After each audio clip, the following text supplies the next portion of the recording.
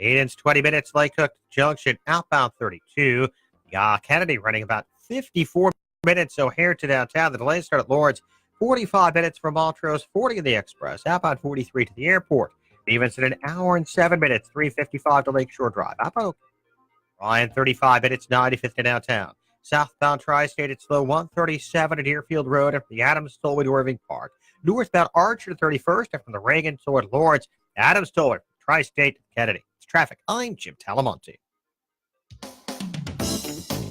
This is Coach John, your financial quarterback and host of the Financial Game Plan Radio Show. This time of the year often comes with so much pressure. Pressure to give the best gifts, pressure to have the best party, even bring home the biggest bonus. The pocketbook squeeze doesn't have to last forever. In fact, you could get income every month of retirement from a decision that you make today. It's your money put to work for your future, a future that could help give you the retirement you need and that you want. A fixed annuity is an insurance product that can provide a guaranteed stream of income for your life. If you've ever had questions, the ups, the downs, the pros, the cons of insurance and product annuities, you need to give us a call at 630-444-1410 so we can explain to you what an annuity actually is. 630-444-1410.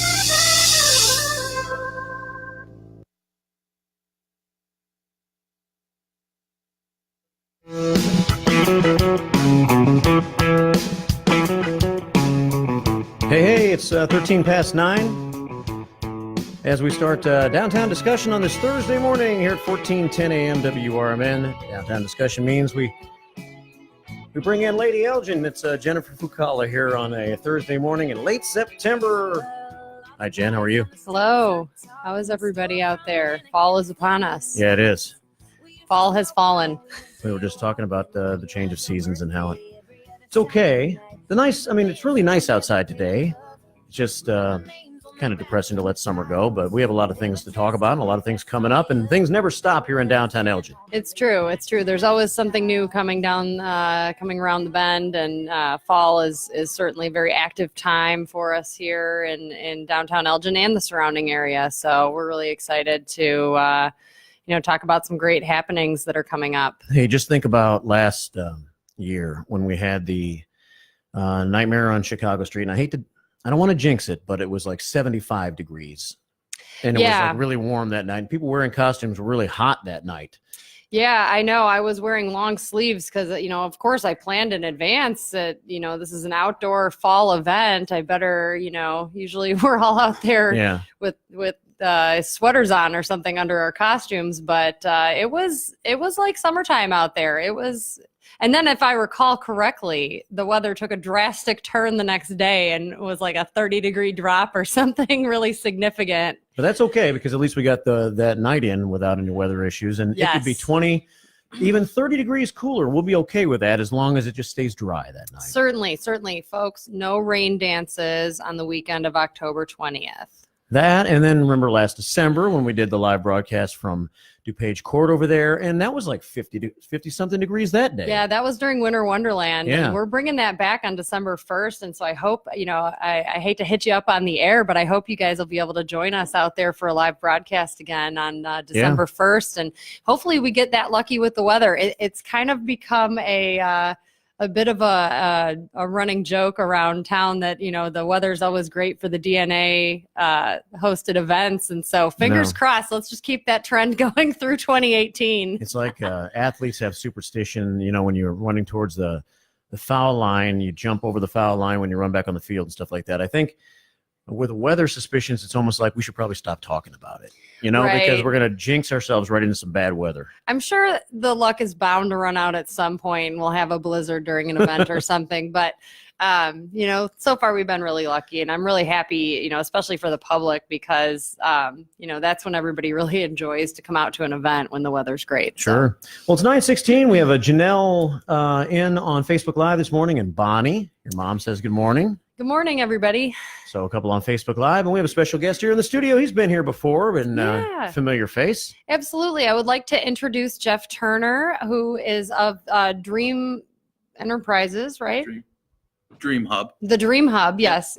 So Jeff is the lead chef of the Dream Hub, and we've had some of the guys from the Dream Hall on here before.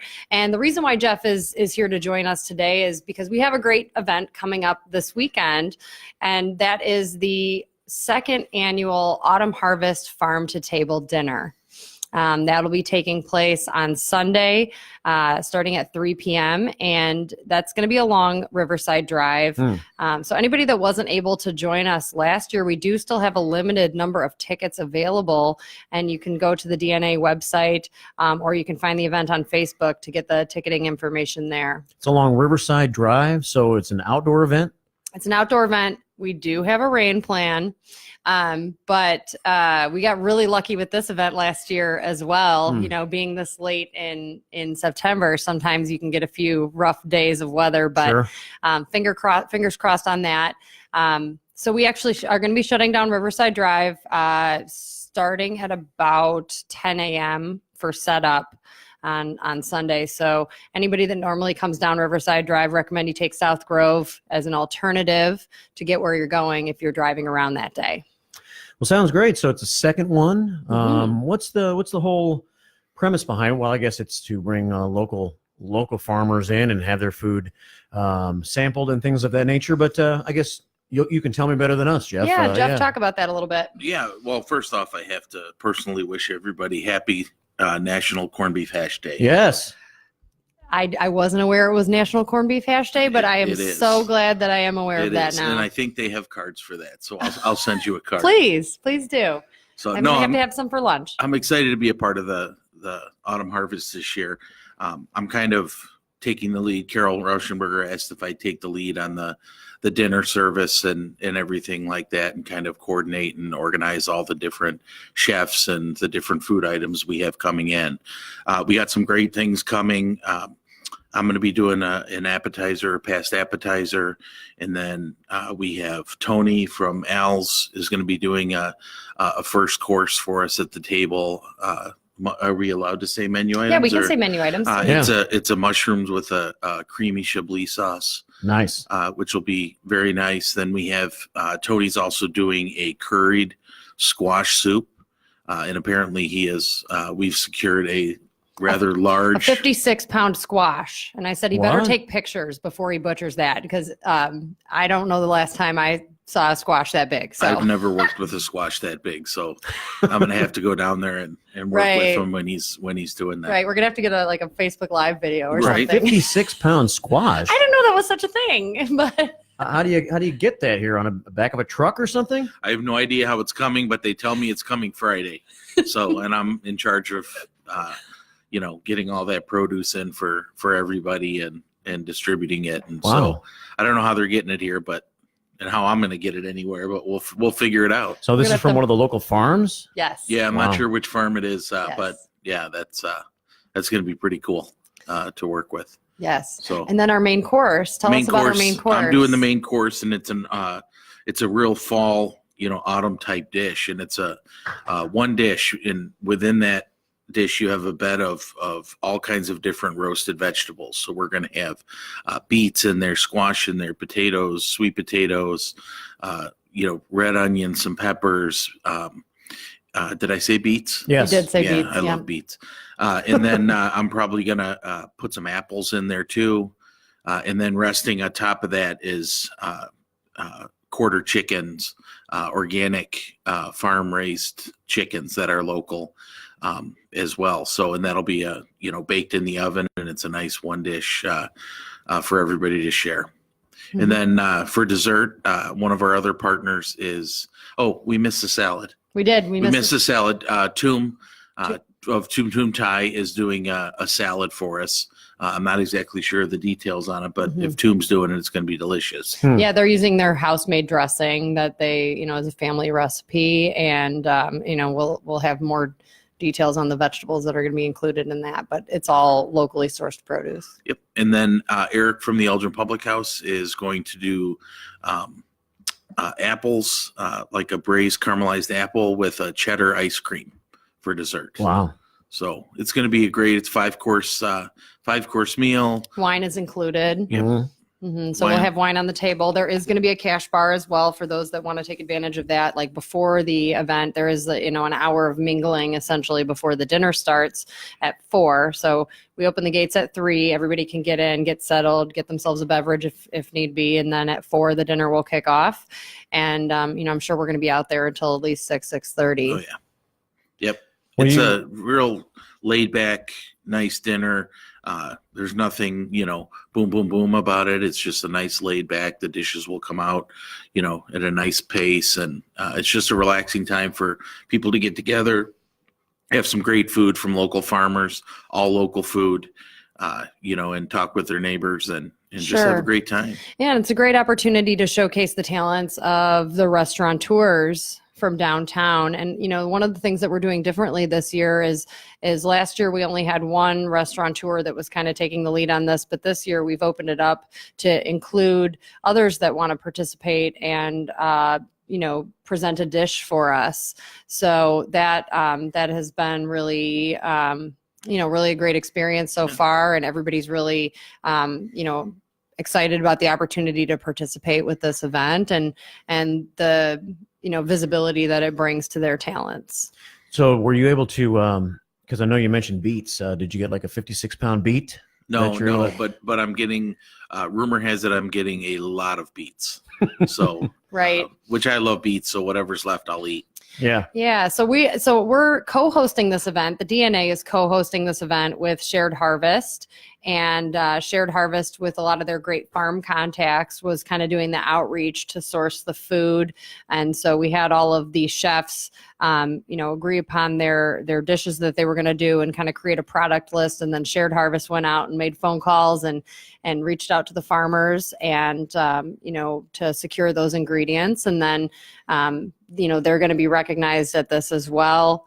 And, some of these farmers have also participated in the DNA Farmers Market that takes place on South Grove Avenue. So I think it's really exciting for us here in Elgin, being that we are a city. It is a fairly urban suburb, and I know we've talked a lot about that, but just the close proximity of farms and the fact that we have more boutique artisan farms, making viable businesses out of it, very near to our center city. Yeah. Just a 20-minute drive in some cases. And, farms like Klein's that are really doing it really well and producing a lot of food just right outside of the city. And so that's something that's unique for us here in Elgin. And, that's one of the things that we're striving to showcase during this dinner and just as a resource for our community. Not to, plug my business, but Dream Distributors is very involved with the local farms, which is one of our spokes of our company. And we secure produce and then the dream is to distribute it to local restaurants and things. Yeah. But currently we're doing CSAs for Rush Copley Hospital. So Kevin and I actually had a chance to go together to some farms throughout Kane County and secure all this produce and put together these bags for the patients. And you'd be amazed how many farms there are. We were out, Elburn and Maple Park and all these, including Klein's locally. But it's amazing how many farms are out here. Yeah. And if we can help them, move their produce, help them, get their things to market, it's just going to be, even better. Well, and I think it's important to note that these are family farms. These are more traditionally operated, what we would think of as more traditional farming practices versus, you hear about commercial farming and how farming has become very commercialized. And, there is some of that around too, where we're looking at the soybeans and the corn, the feed corn, things like that you see the big expansive fields. But a lot of these family farms like Klein's, like Broadview, some of our meat vendors like Farmer Nick, they are hearkening back to the traditions of yesteryear, if you will, in the way that they're managing their business and the way that their farming practices are going, and that's kind of having a renaissance. Right. if you will. Exactly. There's a farmer I'll mention. It's Garlic Breath Farms, and they do garlic, and it's the best garlic you'll ever have in your life. And it's just the husband and wife. And that's it. Small, very small, but they have a lot of garlic, and we want to help them get that to market and to different places. And we're also working with farms to, help them extend their season, meaning when they have, an overflow of tomatoes that maybe they couldn't sell because they weren't perfect or whatnot. We're trying to, figure out ways that we can extend the life of that produce by, say, canning it. Right. Making flash salsa, freezing, freezing, different things like that. To help them get through the tough time when there's snow on the ground. Yeah, a lot of what has changed for farmers is just that difficulty competing with the commercial enterprise, and the commercial enterprises often have that distribution, and distributors, many of them only want to work with, or have exclusive deals and things like that with these massive farms. And then, what does the family farmer do? How do they reach their customers? And so I think it's really great that Dream Solutions and the Dream Hall and the Dream Kitchen are, finding ways to give them opportunities. Right. 927, this is Downtown Discussion. If you have anything you'd like to talk about, you're welcome to call us on the show, 847-931-1410. Or if you want to say something on Facebook Live, we'll pass the word along and get comments on it. It's 847-931-1410. So do you feel like, at this farm-to-table dinner on Sunday, all these restaurants that are participating are actually going to be taking foods from the local farms, preparing the dishes using these local products, right? Exactly correct. Is that so? Do you feel like that's? I never really think about it. When I go to a lot of these local restaurants around here, do a lot of them use the local farmers on a regular basis to provide the ingredients for the foods that they make, or is that something you're working hard to work with these restaurants to try to get the two working together on a more regular basis? Some of them do. Yeah, some of them do. I know that EPH works with a local bison purveyor, and that's a specialty item that comes from Sycamore, that's regularly on their menu, but it's not, like what we were saying before, it's not always easy to make those connections. And so I think, Jeff, you want to speak to that a little bit? Yeah, well, and the stigma of buying local has always been it's more costly. Right. And in the restaurant business where your margins are very tight. Yeah. It's difficult to spend an extra $1 a pound on something. And it's sometimes more difficult to aggregate that produce or that item than it is just to make a phone call and one of the big vendors brings you out a case of tomatoes. Right. But it's getting better. Part of our Dream Solutions spoke of our company is to do that, is to give a way to local restaurants to aggregate that product in an easy way, meaning we're going to deliver it for them. And I'll be honest with you, I've seen some prices of some of the different things, and it's not that expensive. It's not more expensive. We're going to make this so it's affordable for restaurants to get these products. A lot of times the cost that comes with it is kind of boils down to the system of distribution. The middleman. Right. How many spokes in the wheel there are, how many middlemen there are, things like that. And if you're able to create an efficient system for distribution, that controls cost. Yeah. Well, I mean, yeah, that's I guess that's the thought, you go local, you're paying more, and then the restaurant that might take that step and use those local ingredients, and they have to charge more. And then the common person goes, well, that's an expensive restaurant. I can't afford to take my family there on a regular basis. So it's kind of a spinning wheel. You have to try to figure out a way to stop so that we can get everybody involved in the same relationship. Yeah, it's just great because, I mean, it's, Kane County is so rich with farms and farmland. And I just, realized that the other day, just driving around. And they've done a lot to protect that. Farm. Yeah. They've done a lot to protect that. And that's a change, right? Yeah, I mean, that's the change that's happened. Farms were disappearing and suburbs were spreading. And it looks like maybe we've kind of put a little halt to that, to where we're satisfied with where we've spread to, and we're going to work to protect the farms that we have and make sure that they are preserved and continue to be able to exist. And then in turn, if they do, they've got to make money too. So we've got to protect them by purchasing their products. Right. Sure. And creating an efficient way to do that. Kane County, you talk about controlling the spread, and they have had an initiative since the 90s where, growth is happening strategically in certain areas in order to protect the farmland, and they actually have protection agreements with some of these farms so that they cannot be developed in the future, because sometimes big developers come along and offer somebody a check, and depending on what's going on in that family's life, that may be really helpful, or but there's other solutions to that, and that is if we don't control that spread, it affects sustainability. If it affects sustainability of the area, and where is our food coming from? And it kind of came to a point where I know Shared Harvest has done some research on this, but just when you look at where your food is coming from and it's being shipped in from other places and nothing is actually being produced there, that's there's a risk with that, because if there's anything happens, like a disaster, or you're not producing any of your own stuff, you're not sustainable as an area, as a region on your own.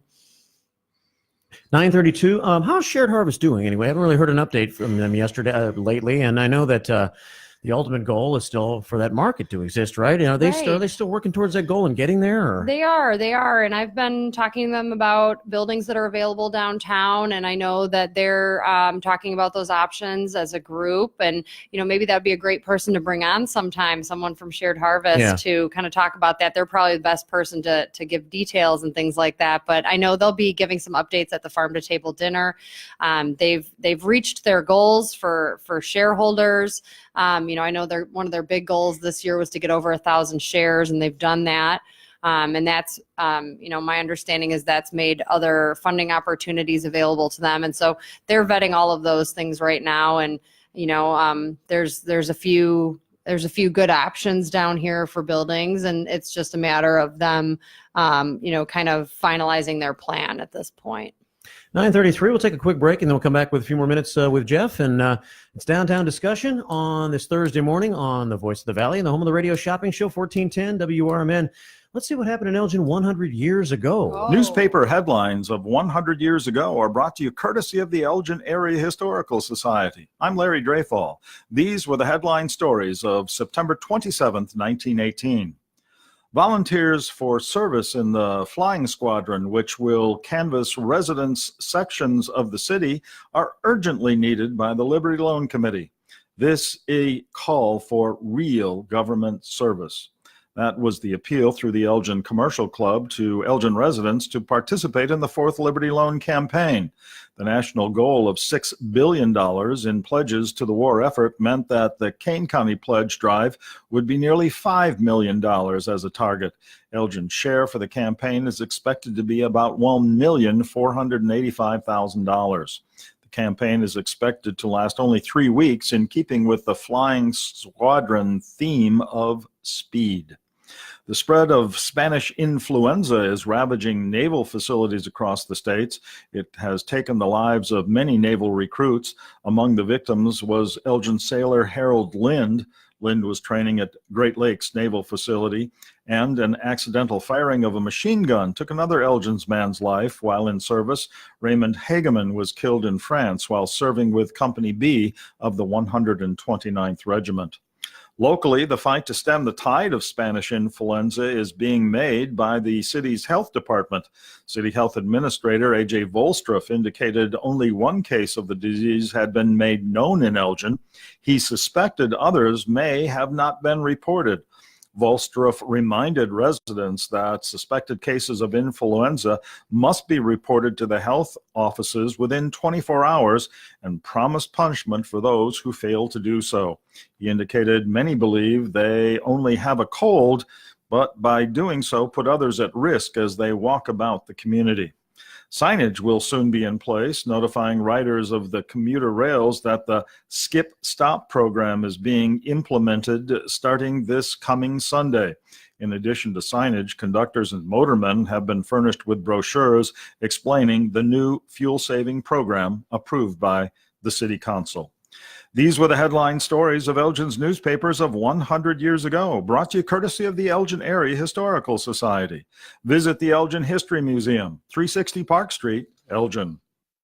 WRMN and Elgin Community Broadcasting are proud to feature our city's mayor, Dave Captain, with Captain's Corner at 8:15 a.m. on the first Thursday of every month. And the mayor is proud of our city's newest annual events like the Elgin Craft Beer Fest and Elgin Hay Day. Rotary did a great job again this year. Our WRMN course was sponsored down there and really helps the community gets that active, and I think people start to see the riverfront really for what it is. The area back there really lends itself to that kind of an event. Hope to see it continue to grow. And one thing that we've tried the last 2 years now, and that's becoming a success as well, is A-Fest out in the Providence neighborhood. There was never a festival held for the residents that live west of Randall Road. So we're trying to do one out there and talk about the Elgin's history of dairy farming. That was very well attended. A lot of kids had a great time. People just had a good time. The feedback was great, and the park is huge.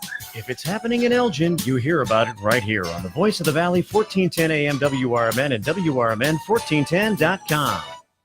On Sunday evenings, WRMN invites you to turn back the clock and take yourself back in time to classic radio theater from 7 until 9. Host Wyatt Cox brings the best of old radio classics back to life with the passion of a longtime fan, presenting you with classic shows like Jack Benny, Bob Hope, Gunsmoke, Fibber McGee and Molly, X-1, and many more that decades later still create great entertaining theater of the mind. Classic radio theater is keeping America's love affair with classic radio alive, and you can catch it every Sunday evening from 7 until 9, right here on 1410 AM WRMN.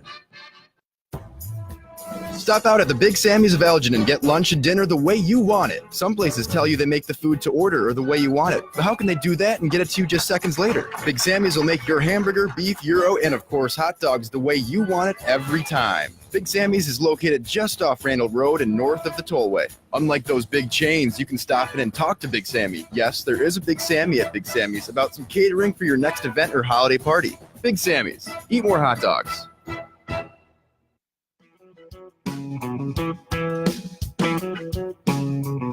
9:38. Beautiful morning. Temperature moving up in a hurry all of a sudden. Going to 70 today. Stayed at 43 for the first couple hours of the show. But now that the sun's out, we're up in the 50s and on our way to a nice day and lots of things going on here in the area. Summer's turned to fall and the weather's starting to turn accordingly. Jennifer's here to talk about all that's going on here in the area, especially downtown Elgin, along with Jeff Turner. We're talking about farms and a lot of other things to talk about today too, right, Jen? Yes, absolutely. October has some great events, and it wouldn't be October in Elgin unless we were talking about Nightmare on Chicago Street. Yes, the epic Nightmare on Chicago Street will be coming back on October 20th. We will be bringing 18,000 people from Elgin and far beyond. We are officially a regional draw, and people come here from Wisconsin, people come here certainly from the entire Chicagoland area, I had opportunity to hear about some updates on the hotel industry here in Elgin, and I know it's their favorite time because that everything will be full that weekend. Yeah, so. And it's a regional draw. When you look at the downtown events, would you say that at this point it's the only real regional draw, or are there some other ones kind of coming into the picture a little bit? It's not the only regional draw. It is the biggest. It is the most well-known, but certainly events like the Fringe Fest are bringing people regionally, and others. I know Winter Wonderland, we were certainly seeing people from, the greater Chicagoland area as well. Last year, but there's definitely up and comers. But Nightmare on Chicago Street, the Mayor Captain likes to say we caught lightning in a bottle with that idea, and It's been really, really popular. And I know it's really great for the downtown businesses. I had an opportunity to talk with, just give you an example, some of the antique stores last year, and you would think oh, this is a zombie fest. How is this going to benefit antique stores? Well, they actually do a layaway program and do a sale during the event. Really? And they tell me that is their biggest sale, their biggest sales day for the entire year. And they see a 50% increase for 2 weeks after. Because anybody that saw them comes back. And, that's just one example of many. You never think to shop that night, but you could actually shop that night at these antique stores and anywhere. And so you can't carry the stuff out because you're in the middle of they'll hold it for you and come back and get it later. Absolutely. And we do at DNA, obviously one of our main function is to support the businesses here. And so we do outreach to the businesses and collect a list of everything that all the businesses have going on that weekend during the event, especially the businesses that are in the zone. So the businesses that people can go to while they're at the event. And then we put out a list in advance on the Friday before of everything that's going to be happening down here. So all the sales, specials, any kind of, special entertainment that the businesses have planned at their locations. And so I encourage everybody that's interested in getting their hands on that list in advance to go on the DNA website and sign up for our event emails. We send out 2 emails a week, and the one that comes out on Friday, we'll have that list for you. So that will give you a chance to plan and, really get the most out of your experience at Nightmare on Chicago Street. It's Saturday night, October the 20th. Yes. And I know that it's just a great opportunity for, I think at first it was just like a big party in Elgin. I'm not sure how it's going to be. Sure. But over these years, as it's evolved, it's a great opportunity for Elgin to put its best foot forward to those people that don't come to Elgin all the time. Sure. Because if they've had a good time that night and they've enjoyed the shops and they've enjoyed the restaurants along with the Nightmare on Chicago Street situation and events, they're going to come back for other events that happen here in our downtown area. Absolutely. I had a fascinating conversation with some folks that came from Joliet last year, and they, they hadn't been here in decades, and they were really pleased to see, where we had kind of gone as a community, and they were having a great time. Nightmare on Chicago Street, just a couple of things to point out. So this year, the event has obviously grown to a pretty high capacity level. Yeah. And anybody, I know there was some talk last year about the long lines. So I want to talk about that a little bit because there's been a lot of planning and engineering that has gone into the check-in this year to eliminate those situations. As some folks may recall last year, with the with the Vegas shooting that occurred shortly before Nightmare on Chicago Street in the summer last year, that kind of added, they had to add an extra security plan. And so a lot of that really contributed to the lines last year. This year, they're outsourcing the gate entry management to an outside company, and they're actually going with Ticketmaster as a ticketing agent. So that's all kind of going to be a closed, controlled system, very efficient, and be completely integrated. So there won't be the same kind of backups that we've seen in years past, because this is a very efficient crew that's completely integrated with the ticketing system. So the best thing you could do, I guess all the time, is buy your tickets in advance. I don't know if Elgin's a walk-up town or if this area is a walk-up area or if the world's a walk-up place. Sure. I don't know, but the majority of people don't think about it in advance. They just show up and they look for their tickets at night. But it's really encouraged. We should encourage people to get their tickets in advance. I highly recommend you get your tickets in advance. This event will sell out. It will sell out every year. So there is a sellout point. Yes, there is a sellout point. We reach a capacity level, and a lot of that has to do with just how much our staff and our police force and things like that can manage as a city. Everything has a capacity level, and we did sell out the last couple of years. And so I highly encourage everybody to get their tickets at least the day before, if not sooner. And there is a few dollar savings to do that. I think it's $12 in advance, $15 day of, but it's going to make for a much more efficient entry into the event. And there is actually going to be an extra gate this year. Last year, there was only 3 gates. Now there's going to be 4 gates. They're also adding extra beer tents. So that's all going to help distribute the crowd so that nobody's waiting in line as long as they have in years past. Yeah. And if you have your ticket in advance, there's a different gate you can go in to where if you're buying it, right? All the gates will be able to handle both. Okay. So you can head to any of the 4 gates. If you're living in the surrounding areas, I highly recommend, especially if you're in the neighborhoods right around downtown, walking down to the event is great. And there will be a gate that's closest to your neighborhood. And that's probably the best way for you to get in. 9:45 here at 1410 AM WRMN. So, Jeff, what do you think? How's that for a general question? Right. The Nightmare is it's an amazing event, and I'm so happy that it's grown over the years, and they've expanded the zone, because of the amount of people that come in, and everybody's in costume. It's just a really fun, exciting night. I think of it as Elgin's annual masquerade ball. Like everybody dresses up and comes down. It's kind of like, that sort of concept. Right. But zombies. Yes. No, the organizers do such a great job, and there's so much artisticness that goes into it. And just look at the flyer for it. And I mean, the sets, they build them.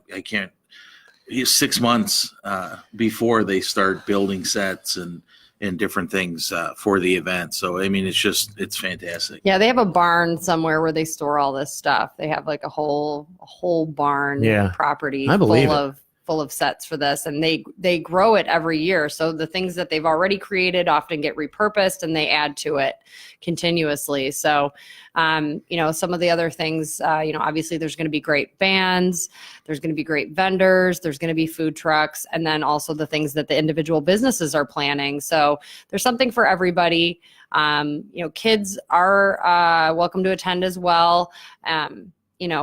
It certainly encourage. But it's not really a kids event. It's not necessarily geared towards kids. It does start at 6. It goes until, I believe, 10 or 11. Yeah. And so the earlier part of the event tends to be more kid friendly than once it gets later. So just kind of ask everybody to use their own judgment with that. I know, my son started going when he was about 10, and that has worked out okay for him. But once the party starts getting a little wild, then it's usually more adult friendly at that point. Sure. 9:47, and just to recognize a few people on Facebook Live. Christina is on, and Jason Pulowski with us. Connie Vukelik is with us this morning. Great. And also Annette Winkleman says, very cool about something we said. Great. Thank you all for listening. We really appreciate it. Must have been something I said. Probably it must have been so. you, Jeff. So, in addition to Nightmare on Chicago Street, we also have, kind of switching gears to something that is completely kid-friendly and geared towards families, is the Art Harvest. This is, I believe, the 3rd annual Art Harvest event, and this is taking place on October 27th from 1 till 4. So right before Halloween, this is the official downtown trick-or-treating event. Again, DNA helps by doing outreach to the businesses to encourage everybody to have candy and to be open during those times. Okay. And so that's a really easy way for the businesses to participate. And then the Cultural Arts Commission plans some fabulous activities. Many of them are art related, but also with like a fun Halloween type of theme. And last year they did a great art scavenger hunt with all of the public art pieces, and they had kind of some Halloween activities incorporated into that. And so, that's in and around downtown. It's usually centered around DuPage Court, and details will be coming out about that soon. So it's a one-time trick-or-treat event that kind of takes place? Okay. Yeah, it takes place in the afternoon on the 27th from 1 until 4 p.m. And there's no pre-sign up or anything like that. You pretty much just show up. A lot of the kids are in costumes. It's a great, it's a great way to come and enjoy downtown with your kids. Yeah, well, great. So that's the Art Harvest coming up. 9:49 here at 1410 AM WRMN. We talked about Nightmare on Chicago Street, and what else do we need to touch on today, you think? We're going to have some ribbon cuttings coming up. Stay tuned on the DNA Facebook page for that if you'd like to join us to celebrate with some business owners that are having some success in downtown Elgin here and opening new businesses, expanding their businesses, celebrating anniversaries. I want to recognize there's a great event venue that's expanding and that is Loft of Elements Preserved, and that is over by, it's connected to the Art Space Lofts, and that's a great smaller party venue, very nice upscale furnishings in there, and that's going to be on October 2nd at 4:30, and so that's going to be set up as if there's, as if there's a party or like a bridal shower being hosted there, and everybody's welcome to come check that out that day. We're also on October 13th going to be celebrating Simple Balance, which is a great health and wellness office down here. And also Eastern Groove Belly Dancing School. They're celebrating some really important anniversaries. The dance school has been down here for 10 years and Simple Balance has been down here for 15 years. So we're going to be celebrating with them. We're also going to have a couple new restaurants opening, most likely in October. And I was just going to ask you about Brick Oven Pizza. We had the fellas in from Brick Oven Pizza last time. How's that coming along? It's going well. I was actually in there this week. Their build out is going very well, and they've got their oven being installed probably as we speak right now, and so we're just in the process of analyzing when we're going to set a date once they kind of have some of those things, have some timelines finalized and things like that. But it's getting very close for both of those restaurants. Well, great. Elgin's coming right along on 9:51, getting better all the time. And a few more of our Friday downtown farmers markets, right? Yes, we do. I believe we have two more. October 5th is the last one. Okay. So if you haven't been down here yet, there's still time. And right now is a great time to come. Even though, the weather's getting a little cooler, this is often when the best produce is coming to the market, the biggest variety. And so we have some great farmers that are bringing the best that they have to offer. And we really encourage everybody to come down and have a chance to get your hands on some of this locally grown food yourself. And one of the things we were talking about on the phone yesterday was if you wanted to become a member of the Downtown Neighborhood Association, I think people always think new membership comes at the end of every year, but you were talking about how new members get a full yearly membership and all the benefits that come with it, no matter what time of the year they sign up. Yes, that was one of the changes that I made, that we've made. And one of the things I would stress is that anybody that is a building owner, business owner, or resident, that's what we refer to as downtown stakeholders. Everybody that has a stake in the success down here. And all the stakeholders are already basic members of DNA. There's stuff that we do to help everybody because that fulfills our mission of creating a thriving downtown. We have an upgraded membership for people that feel like it makes sense for them.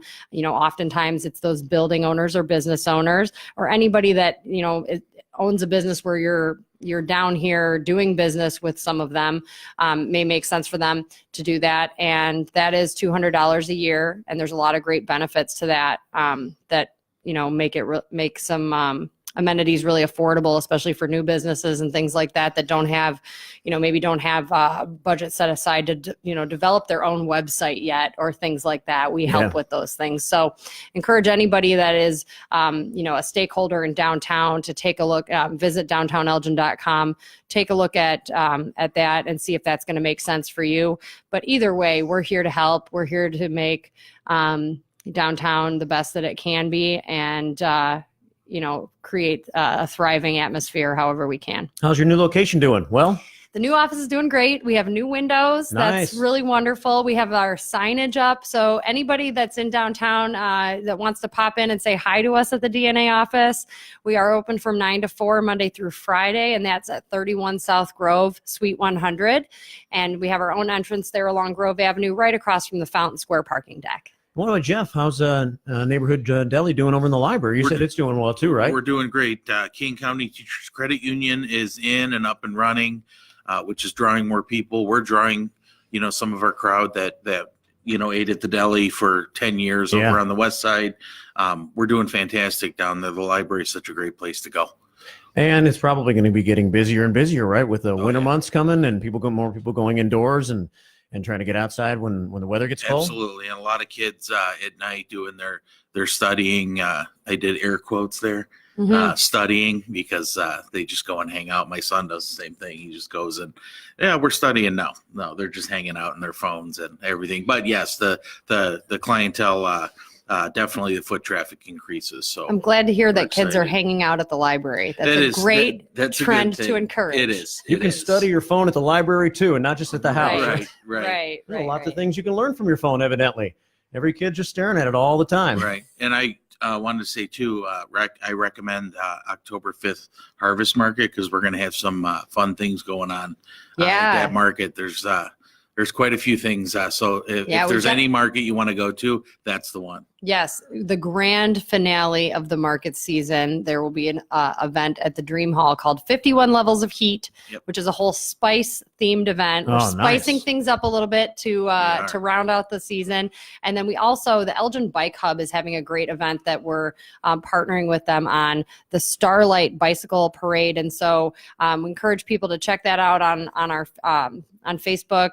The Bike Hub is a great local club that is encouraging cycling and pedestrianism in our community, and they've got a great following. And so there's actually an opportunity to come down there and decorate your bicycle, and then they have a nighttime ride. And so I think like I'm envisioning the bicycles all like covered with glow sticks and things like that, and 50 or 100 bicycles parading around Elgin, all decorated, and it seems like it's going to be a lot of fun. So we're excited to partner with them on that. Wow! And how do you find out more about that?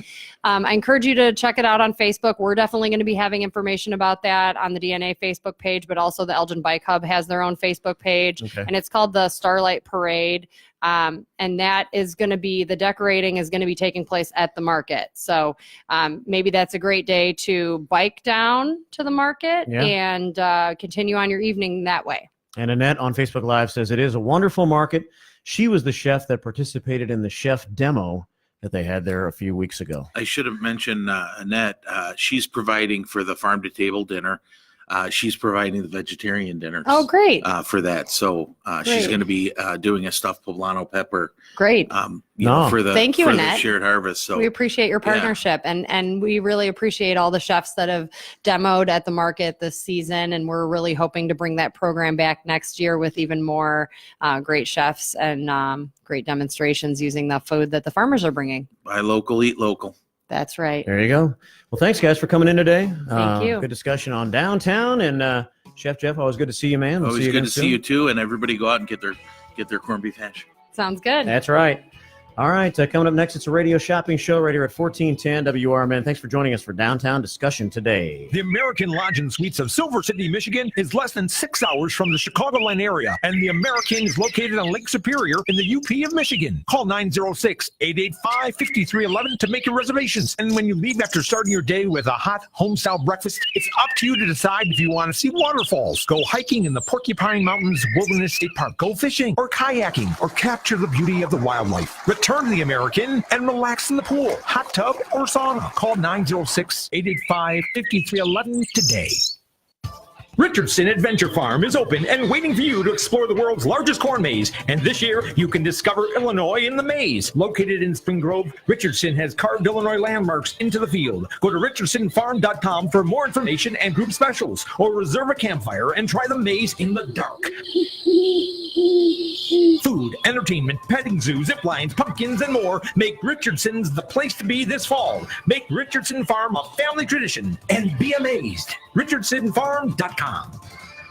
A world of mouth-watering treats are waiting for you at Piece of Cake Bakery at 304 North River Street in East Dundee. As you enter the shop, you're surrounded by the delicious aroma of pies, cookies, bread, and Danish, freshly made by the Piece of Cake Bakers. Visit the Piece of Cake Facebook page to view their award-winning cake designs. To order an awesome treat, stop by the Piece of Cake Bakery in East Dundee or call the Piece of Cake Bakers at 847-836-6703. Piece of Cake Bakery, 847-836-6703.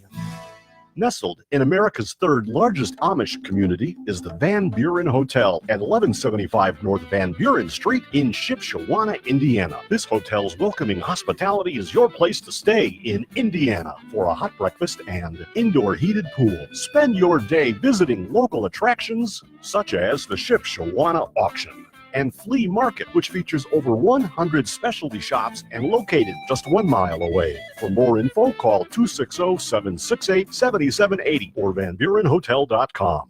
You are listening to 1410 WRMN Elgin. Breaking news this hour from townhall.com. I'm Rich Thomason. She says she is terrified but considers testifying her civic duty. Christine Blasey Ford is before the Senate Judiciary Committee now. She alleges she was sexually assaulted by Brett Kavanaugh as a teenager more than 35 years ago. I don't have all the answers, and I don't remember as much as I would like to. But the details about that night that bring me here today are the ones I will never forget. They have been seared into my memory and have haunted me episodically as an adult. Kavanaugh, now a Supreme Court nominee, categorically denies the allegations, insisting that he never did anything remotely resembling what Ford describes. Kavanaugh's testimony will come later in the hearing. In his opening remarks this morning, committee chairman Senator Chuck Grassley lamented the way the witnesses and their loved ones have been treated. They and their families have received vile threats. What they have endured ought to be considered by all of us as unacceptable and a poor reflection on the state of civility in our democracy. President Trump says he is open to changing his mind on Kavanaugh if the evidence at today's hearing is clear and compelling. I'm going to see what's said. And Mr. Trump notes that he has been a victim of numerous false sexual misconduct allegations down through the years. China labeling as provocative a recent mission by 2 U.S. B-52 bombers over the disputed South China Sea. They added that China would take whatever measures it considered necessary to defend its interests. That's correspondent Chris